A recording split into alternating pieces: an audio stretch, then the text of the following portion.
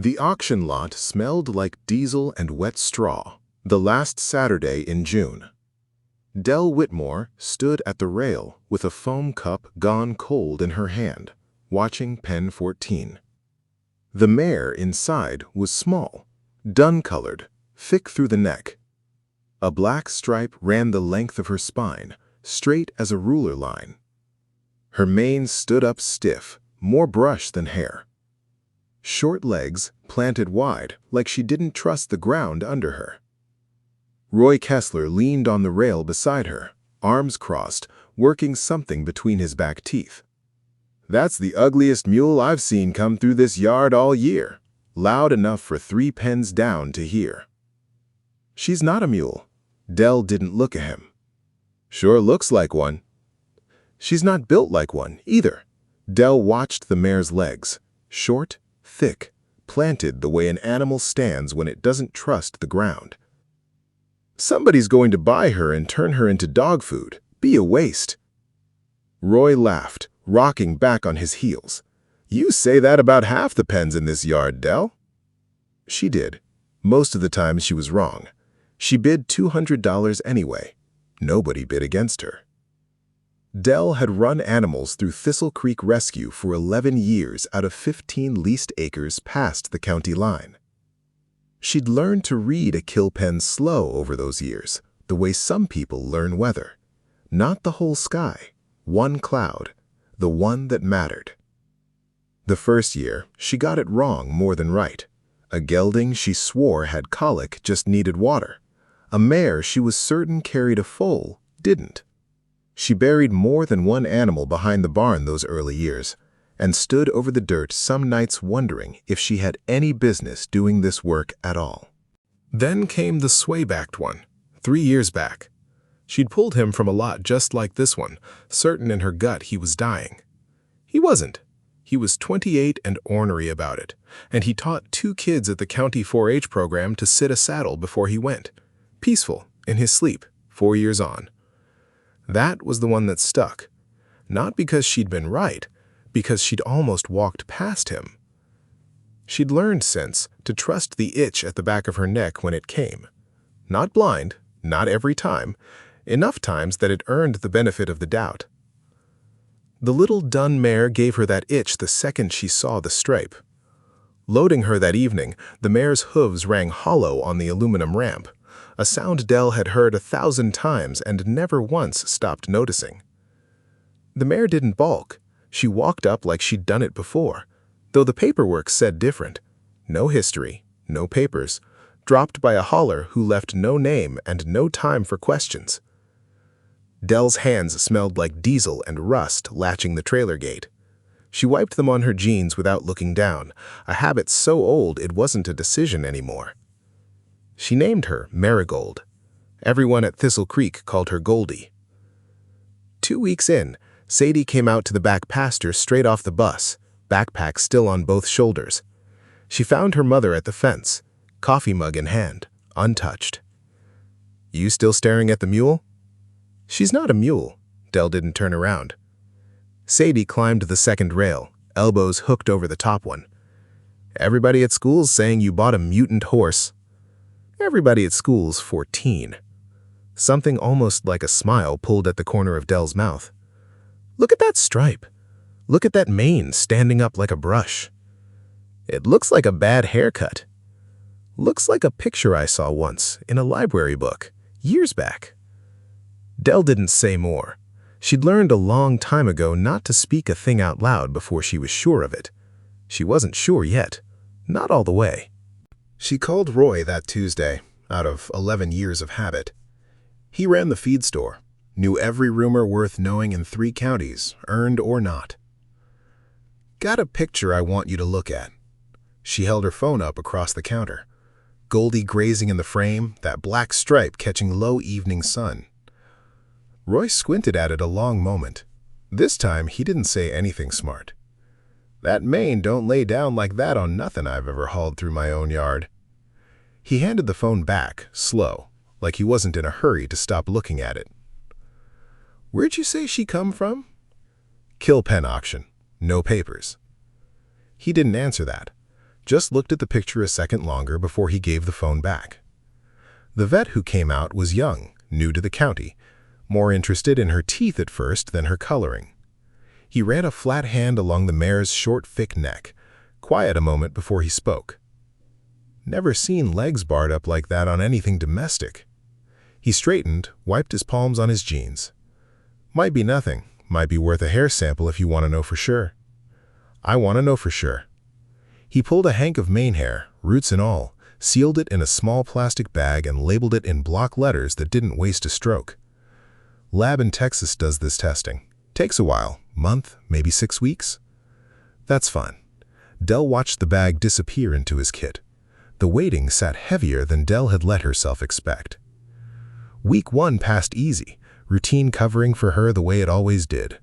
Week 2, she caught herself checking her phone at the water trough for no reason at all, then pocketing it again, annoyed at her own hand for reaching.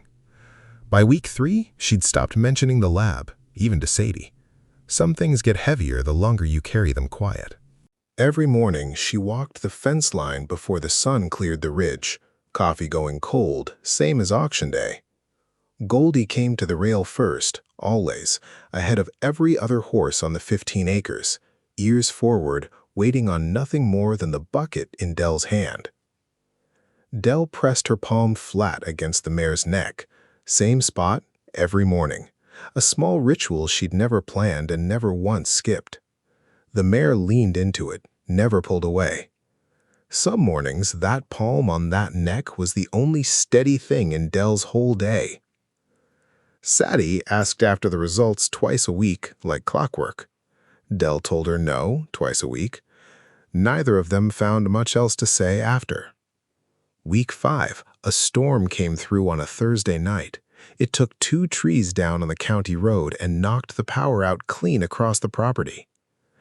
Dell was up and out in it past midnight, flashlight in one hand, checking every stall the hard way. Mud sucked at her boots with a sound like something letting go. The rain came sideways, cold enough to bite through her collar, loud enough on the tin roof that she had to shout Sadie's name twice before her daughter heard it from the house. Goldie stood pressed into the far corner of her run, ears pinned flat. Rain ran off that stiff black mane in sheets, off her spine, off the dorsal stripe, like the storm meant to wash the color clean out of her. Dell didn't call out. Calling never helped a scared animal, not once in 11 years. She walked in slow instead. Lightning cracked somewhere behind the tree line, close enough to feel in her back teeth. She got a flat hand on wet hide. The mare was shaking. Not from cold. Dell could feel that plain enough through her palm. The particular fine tremble of something scared clean through. I got you. 2 words. She didn't know in that moment if it was true. She said it anyway. She stood there through the worst of it, hand flat against wet hide, rain running cold down her own collar, pooling in one boot at the ankle. She didn't move again. She didn't speak again. She stood until the shaking under her palms slowed to match her own breathing instead of the storm's. By the time it passed, Dell was wrung through to the skin. Goldie stood steady, cropping grass in the dark like the last hour hadn't touched her at all. Dell walked back to the house past 2 in the morning, mud heavy on both boots. She let Sadie sleep through it. Some nights you carry alone, not because you have to, but because the carrying is its own kind of quiet you're not ready to hand off yet. The call came 6 weeks out to the day, on a Tuesday morning, while Dell stood elbow-deep in a water trough, scrubbing algae with a stiff brush. She didn't recognize the number, answered anyway, mud drying tight on both forearms. The voice on the other end was careful, measured. The particular calm of someone who knows the next sentence is going to land heavy in a stranger's kitchen. Is this the rescue that sent in a hair sample back in June? Small mare, dun-colored, no papers? That's me. You're going to want to sit down for this. Dell stood in the mud instead, phone pressed to her ear, water dripping steady off her elbow. She listened to every word of it twice through before she let herself believe a single one. She didn't tell Sadie over text. She waited for the bus, walked her daughter straight out to the back pasture without a word of warning. Results came in. Sadie's hand tightened on the top rail. And? She's not a horse. Not the kind we've got running around here anyway. Mom, what does that mean? Means somebody's going to want to talk to us. A lot of somebodies, probably. Dell turned to look at her daughter straight on. She's the last wild horse left standing on this whole earth, Sadie. Not tame gone wild, never tamed to start with. A breed that's not supposed to exist outside 2 or 3 reserves clear on the other side of the planet. Sadie looked at the mare a long moment, like she was trying to see something new in an animal she'd walked past all summer without really looking. The mutant horse? The mutant horse. Dell almost laughed. Not quite. Not yet. Word moved slow in the county. Then, all at once, the way it does in a place small enough that everybody's somebody's cousin. She told Roy standing at his own feed store counter. Something in his face went quiet, in a way she'd never once seen in 11 years of knowing him. That ugly mule, he said it soft this time. No joke riding under it. Wasn't a mule. No. He looked past his own front window, toward the direction of Dell's place, though there was no way on earth he could have seen it from where he stood. He didn't say he was sorry. Dell didn't ask him to. Some things settle their own accounts without a word changing hands. They gathered on a Saturday evening 2 weeks later. Not a crowd, just the handful of people who'd been some part of Goldie's summer without ever quite planning to be. Sadie, cross-legged on the top rail. The young vet, sleeves rolled to the elbow, same as always. A woman from the county extension office who'd called ahead, careful, and asked if she might come see the mare in person. Roy, standing a little apart, hat in both hands instead of on his head. Nobody made a speech. The extension woman crouched a long while at the fence, quiet, before she spoke at all. Last time I saw a picture like this, it was in a textbook. She kept her eyes on the mare, on the black stripe, the short, thick legs, the brush of a mane that never once lay flat.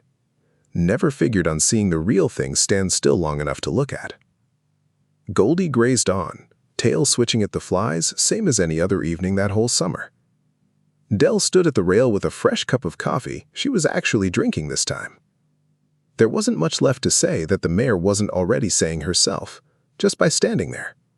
Being exactly what she'd always been, whether anybody in this county had bothered to look close enough to see it or not. Roy came around more after that, never mentioned dog food again. Some Saturdays he brought his own grandkids out to just watch her graze, that same black stripe catching low evening light the way it had that first cold morning at auction. Though nobody in the county ever called that a coincidence out loud. Dell kept the mare at Thistle Creek 2 more years, working alongside conservation people who came and went with clipboards and careful voices before she loaded her onto a specialized trailer bound for a breeding reserve 3 states over. A place built to give her kind a real shot at what the whole species had nearly lost for good. Sadie cried the morning that trailer pulled out. Dell didn't, not where anyone could see. She stood at the end of the drive long after the dust had settled, the same way she'd stood at the auction rail the day this all started, coffee gone cold in her hand once more.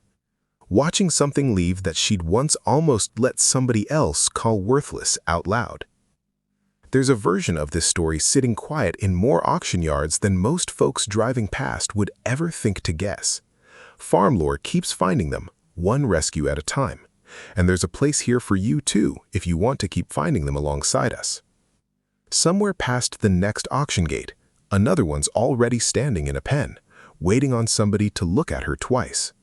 And some mornings, if the light catches it right, you can still see that same black stripe running the length of some other animal's back, in some other pasture that nobody's looked at close enough yet to notice.